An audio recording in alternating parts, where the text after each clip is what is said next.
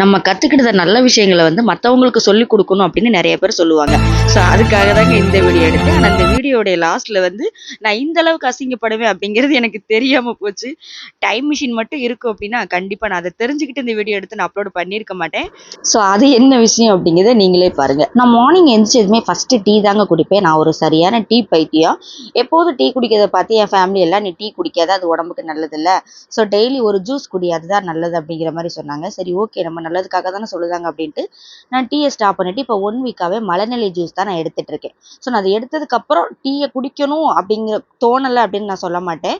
So tea mind set எனக்கு இருக்கத்தான் செய்யுது. எனக்கு சின்ன வயசுலேருந்து டீயா நிறைய குடிச்சதுனால டீயை ஸ்டாப் பண்ண தோணலை. இருந்தாலும் ஒரு 1 வீக் நான் இப்போ அதை கண்ட்ரோல் பண்ணி ஜூஸ் குடிச்சிட்டு இருக்கேன்.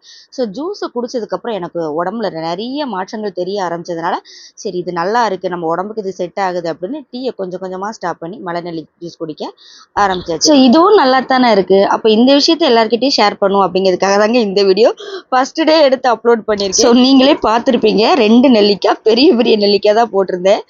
ஸோ நல்லா ஜூஸ் அடிச்சு அதை இருக்கிற ஸ்டேஜில் டம்ளர் வாரி ஜூஸ் பாதியை கீழே கொட்டிட்டேங்க. லாஸ்ட்டு கொஞ்சோண்டு தான் இருந்துச்சு. நீங்க பார்க்கலாம், என்னடா 2 நெல்லி போட்டு இவ்வளோதான் ஜூஸ் வந்துச்சான்னு நினைக்கலாம். அதெல்லாம் ஒன்றும் இல்லைங்க. டம்ளரை கீழே கொட்டிட்டேன். கொட்டி எல்லா ஜூஸுமே கொட்டிருச்சு.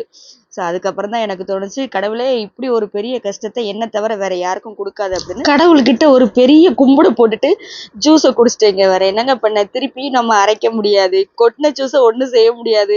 சரி, லாஸ்ட்டாக கொஞ்சமாவது நம்மளுக்கு மிஞ்சிச்சு அப்படின்னு அந்த ஜூஸுக்காண்டி கடவுளுக்கு ஒரு நன்றியை சொல்லி ஜூஸை குடிச்சிட்டேங்க. ஸோ இந்த மாதிரி உங்கள் லைஃப்பில் நடந்துச்சுன்னா கமெண்ட் பண்ணுங்க.